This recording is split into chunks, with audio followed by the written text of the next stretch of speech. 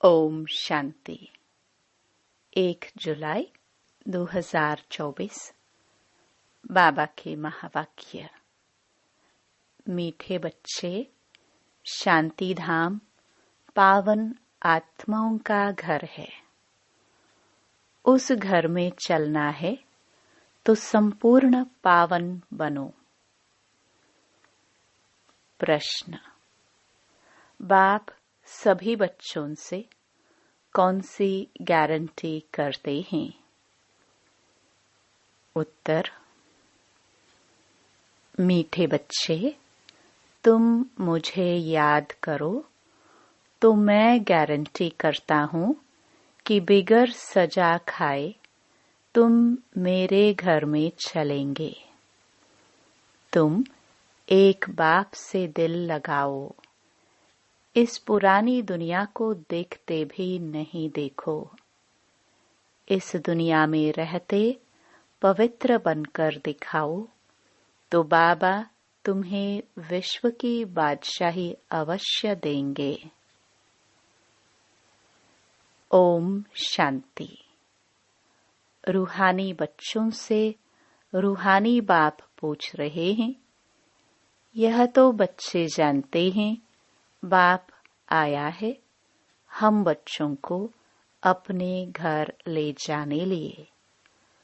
अब घर जाने की दिल होती है। वह है सब आत्माओं का घर। यहाँ सब जीवात्माओं का घर एक नहीं है। यह तो समझते हो बाप आया हुआ है। निमंत्रण पर बुलाया है बाप को। हमको घर अर्थात शांतिधाम ले चलो। अब बाप कहते हैं अपने दिल से पूछो, हे आत्माएं, तुम पतित कैसे चल सकेंगी? पावन तो जरूर बनना है। अब घर चलना है और तो कोई बात नहीं कहते। भक्ति मार्ग में तुमने इतना समय पुरुषार्थ किया है। किसके लिए? मुक्ति के लिए। तो अब बाप पूछते हैं, घर चलने का विचार है? बच्चे कहते हैं, बाबा इसके लिए ही तो इतनी भक्ति की है। यह भी जानते हो जो भी जीवात्माएं हैं सबको ले जाना है, परंतु पवित्र बनकर घर जाना है। फिर पवित्र आत्माएं ही पहले पहले आती हैं। अपवित्र आत्माएं तो घर में रह नहीं सकते।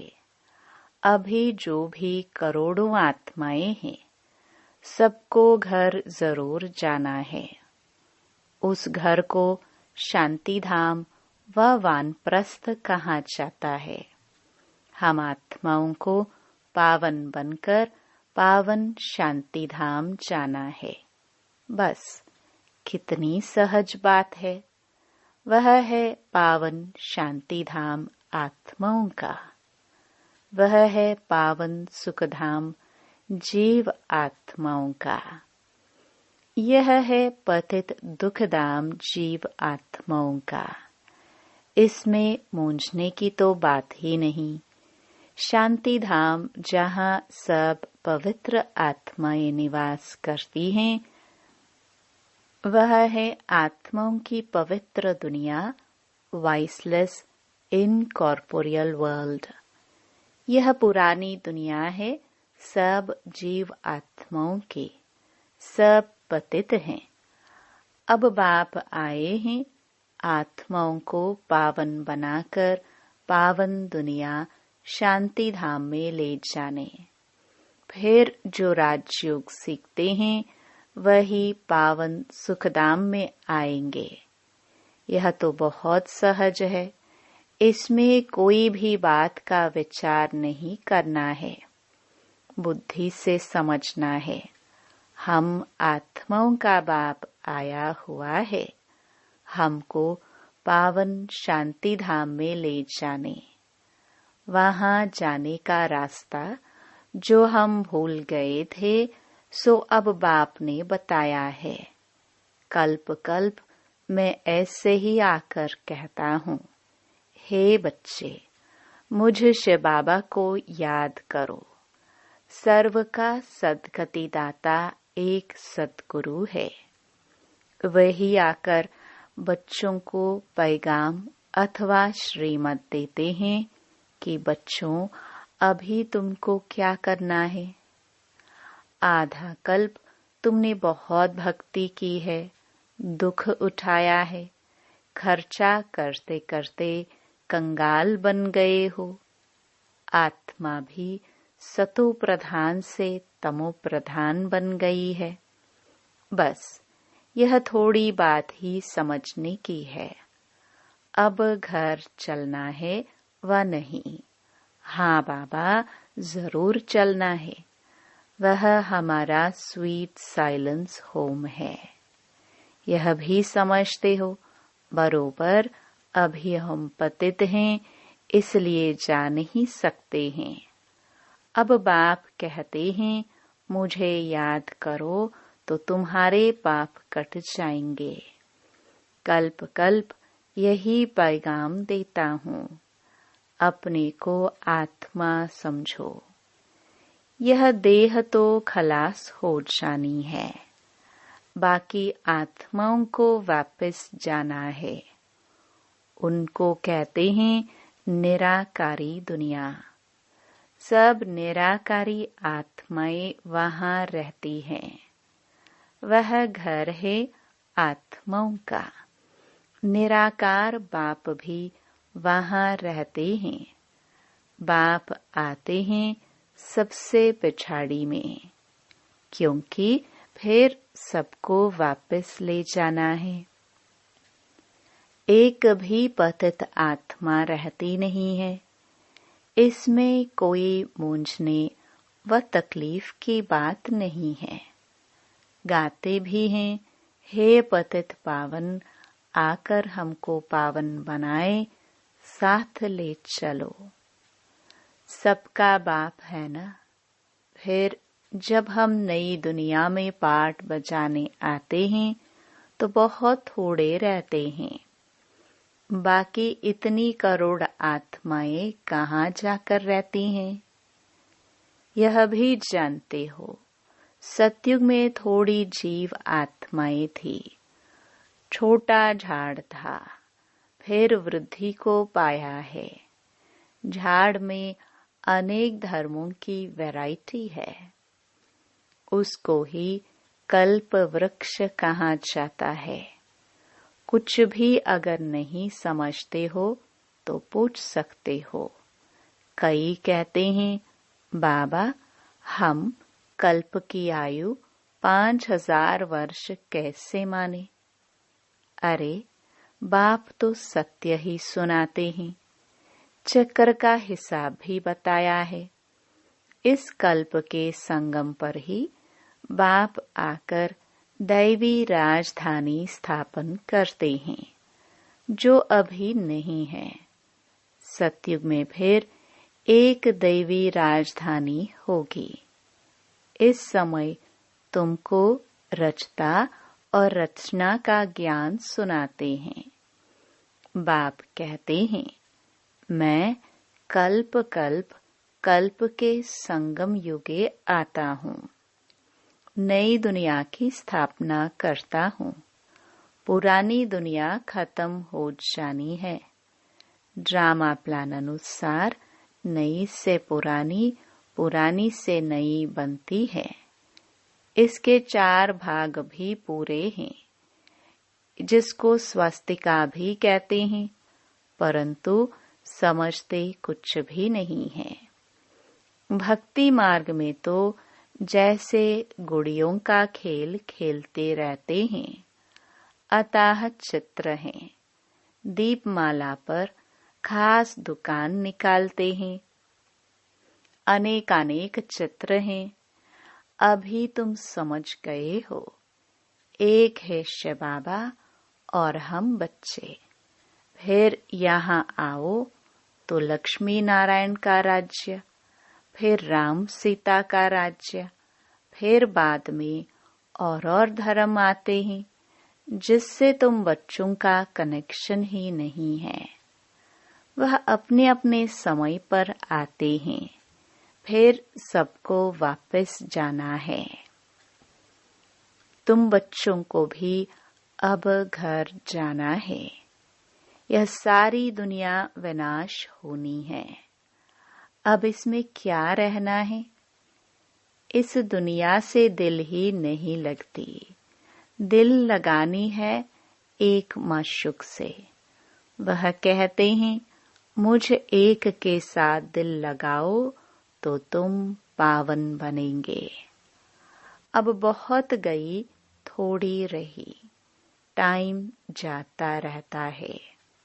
योग में नहीं रहे होंगे तो फिर अंत में वह बहुत पश्चाताप करेंगे, सजा खाएंगे, पद भी भ्रष्ट हो जाएगा। यह भी तुमको अभी मालूम पड़ा है कि अपना घर छोड़ हमको कितना समय हुआ है। घर जाने लिए ही तो माथा मारते हैं ना। बाप भी घर में ही मिलेगा, सतयुग में तो नहीं मिलेगा। मुक्ति धाम में जाने के लिए मनुष्य कितनी मेहनत करते हैं, उसको कहा जाता है भक्ति मार्ग। अभी भक्ति मार्ग खलास होना है ड्रामानुसार। अभी मैं तुमको घर ले जाने के लिए आया हूँ, जरूर ले जाऊंगा।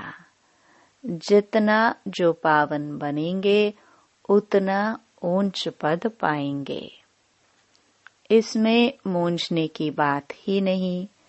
बाप कहते हैं, बच्चे तुम मुझे याद करो, मैं गारंटी करता हूँ तुम बिगर सजा खाए घर चले जाएंगे। याद से तुम्हारे विकर्म विनाश होंगे।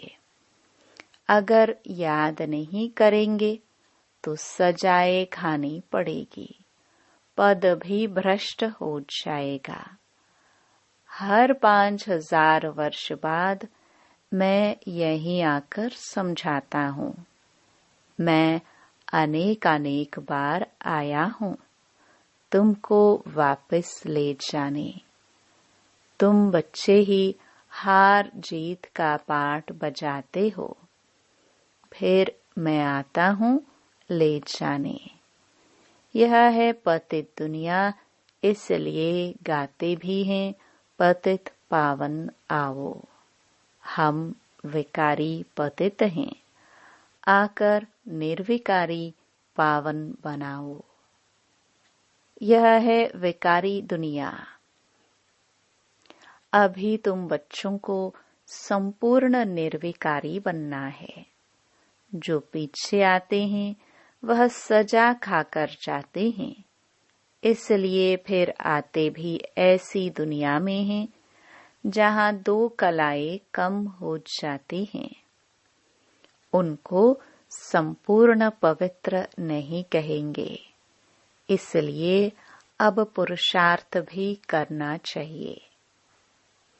ऐसा न हो कि कम पद हो जाए। भल रावण राज्य नहीं है, परंतु पद तो नंबरवार है ना।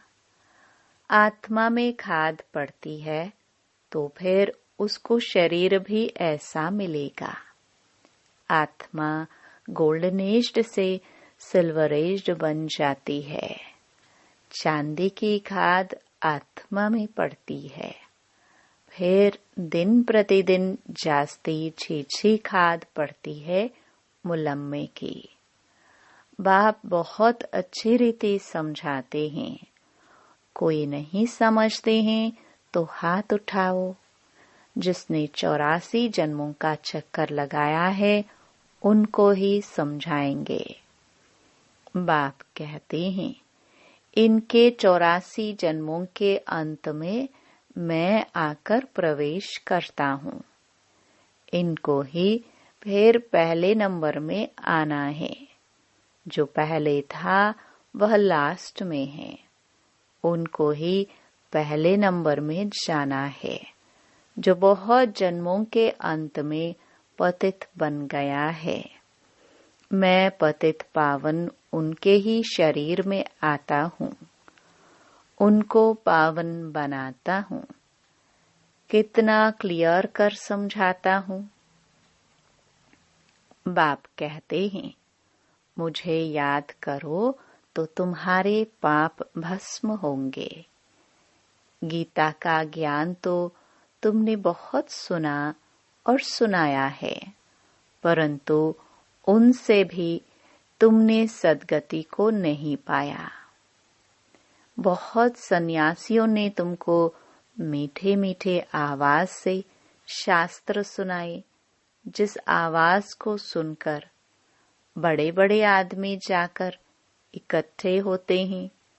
कनरस है ना, भक्ति मार्ग है ही कनरस। इसमें तो बाप को याद करना है। भक्ति मार्ग अब पूरा होता है। बाप कहते हैं, मैं तुम बच्चों को ज्ञान देने आया हूँ जो कोई नहीं जानते। मैं ही ज्ञान का सागर हूँ। ज्ञान कहाँ जाता है? नॉलेज को। तुमको सब कुछ पढ़ाते हैं, 84 का चक्कर भी समझाते हैं।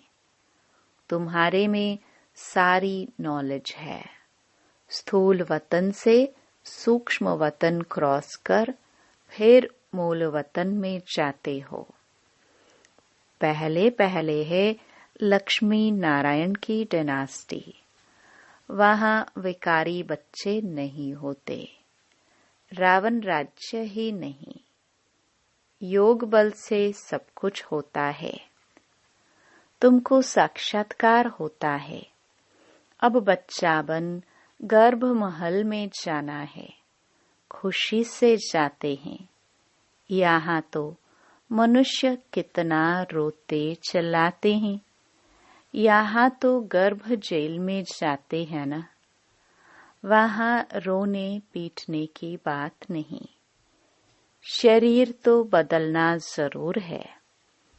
जैसे सर्प का मिसाल है, इसमें मूंझने की बात ही नहीं। जास्ती पूछने का रहता नहीं है। एकदम पावन बनने के पुरुषार्थ में लग जाना चाहिए। बाप को याद करना मुश्किल होता है क्या? बाप के सामने बैठे हो ना। मैं तुम्हारा बाप तुमको सुख का वर्षा देता हूँ। तुम यह एक अंतिम जन्म याद में नहीं रह सकते हो। यहाँ अच्छी रीति समझते भी है। फिर घर में जाकर स्त्री आदि का चेहरा देखते हैं तो माया खा जाती है। बाप कहते हैं, कोई में भी ममता नहीं रखो। वह तो सब कुछ खत्म होना ही है। याद तो एक बाप को ही करना है। चलते फिरते बाप और अपनी राजधानी को याद करो। दैवी गुण भी धारण करने हैं। सतयुग में यह गंदी चीजें मांस आदि होता ही नहीं। बाप कहते हैं, विकारों को भी छोड़ दो। हम तुमको विश्व की बादशाही देता हूँ। कितनी आमदनी होती है तो क्यों नहीं पवित्र रहेंगे? सिर्फ एक जन्म पवित्र रहने से कितनी भारी आमदनी हो जाती है। भल इकट्ठे रहो, ज्ञान तलवार बीच में हो। पवित्र रह दिखाया तो सबसे ऊंच पद पाएंगे, क्योंकि बाल ब्रह्मचारी ठहरे। फिर नॉलेज भी चाहिए और उनको आप समान बनाना है। सन्यासियों को दिखाना है कि कैसे हम इकट्ठे रहते पवित्र रहते हैं तो समझेंगे इनमें तो बड़ी ताकत है। बाप कहते हैं इस एक जन्म पवित्र रहने से 21 जन्म तुम विश्व के मालिक बनेंगे। कितनी बड़ी प्राइज मिलती है, तो क्यों नहीं पवित्र रह दिखाएंगे। टाइम ही बाकी थोड़ा है, आवाज भी होता रहेगा, अखबार में भी पढ़ेगा। रिहर्सल तो देखी है ना, एक एटम बम से क्या हाल हो गया। अभी तक हॉस्पिटल में पड़े हैं। अभी तो ऐसे बॉम्ब्स आदि बनाते हैं जो कोई तकलीफ नहीं, फट से खत्म। और यह रिहर्सल होकर फिर फाइनल होगा। देखेंगे फट से मरते हैं व नहीं, फिर और युक्ति रचेंगे।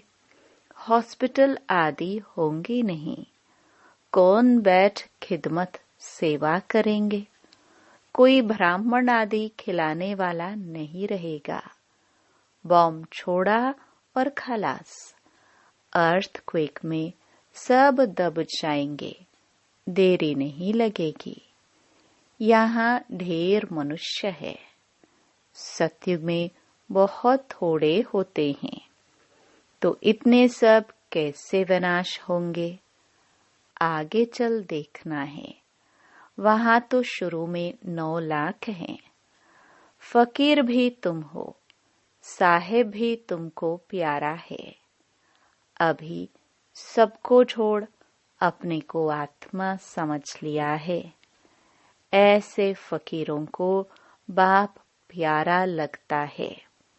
सत्युग में बहुत छोटा सा झाड़ होगा। बातें तो बहुत समझाते हैं। जो भी एक्टर्स है सब आत्माएं अविनाशी है। अपना अपना पार्ट बजाने आते हैं। कल्प कल्प तुम ही आकर बाप से स्टूडेंट बन पढ़ते हो। जानते हो बाबा हमको पवित्र बनाकर साथ ले जाएंगे। बाबा भी ड्रामानुसार बंधाईमान है। सबको वापस जरूर ले जाएंगे। इसलिए नाम ही है पांडव सेना। तुम पांडव क्या कर रहे हो? तुम बाप से राज्य भाग्य ले रहे हो। हूबहू कल्प पहले मिसल, नंबरवार पुरुषार्थ अनुसार।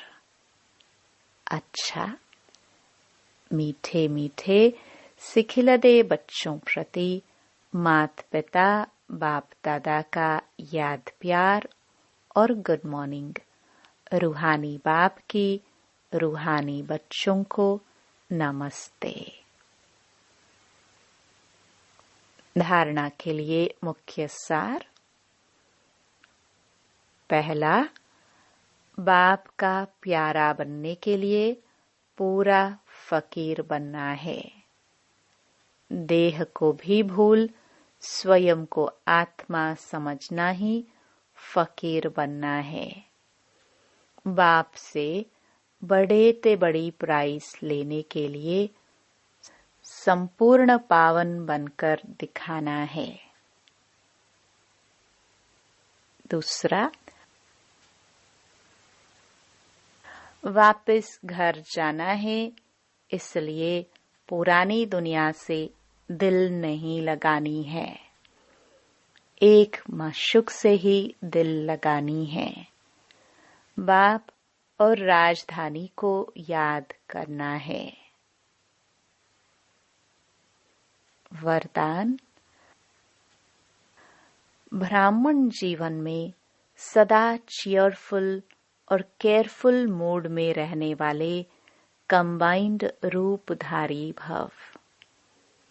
यदि किसी भी परिस्थिति में प्रसन्नता की मूड परिवर्तन होती है तो उसे सदा काल की प्रसन्नता नहीं कहेंगे। ब्राह्मण जीवन में सदा चीयरफुल और केयरफुल मूड हो। मूड बदलनी नहीं चाहिए। जब मूड बदलती है तो कहते हैं मुझे तो एकांत चाहिए, आज मेरा मूड ऐसा है। मूड बदलती तब है जब अकेले होते हो। सदा कंबाइंड रूप में रहो तो मूड नहीं बदलेगी। स्लोगन। कोई भी उत्सव मनाना अर्थात याद और सेवा के उत्साह में रहना।